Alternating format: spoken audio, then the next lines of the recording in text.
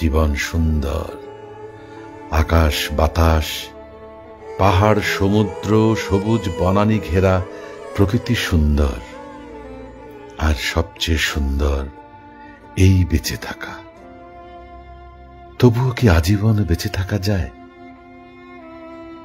বিদায়ের সেহনাই বাজে, নিয়ে যাবার পালকি এসে দাঁড়ায় দুয়ারে।